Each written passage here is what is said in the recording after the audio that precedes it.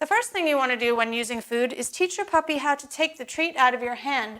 Some puppies won't find the treat very quickly, so if you're trying to train them something, then it interferes with the training. So make sure that they can find the treat immediately and eat it. Also, if you're going to be using treats on the floor, teach your puppy to find the treat. I like to use a pointing gesture to help them out if they can't find it. Good job.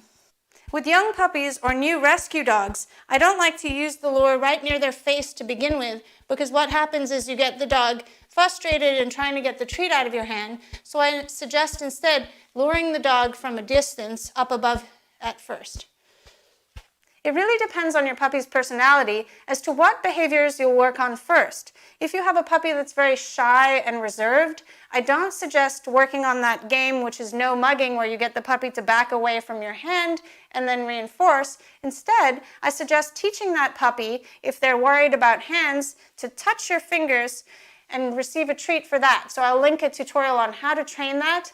That is a great exercise for puppies that are a little bit worried and reserved, as well as teaching the puppy to like handling. So conditioning handling to be something positive as one of the first things you work on with your puppy.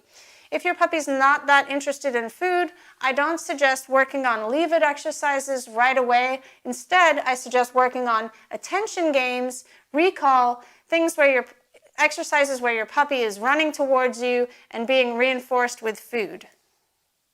If your puppy doesn't seem that interested in food, I suggest one of the first games that you play is an attention game, where you're motivating your puppy to want to move towards you and move towards the food, rather than a no mugging or a leave it game. Are you ready, puppy?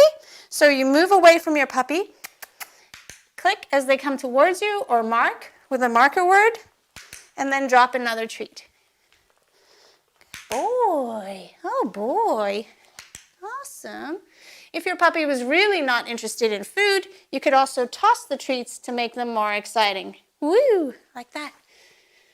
It helps if you use treats that are a different color than the surface of the floor, so your puppy finds them easier to find.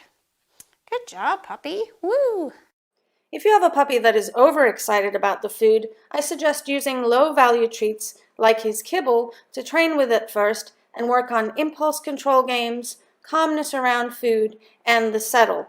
Now I suggest working on the settle with all puppies.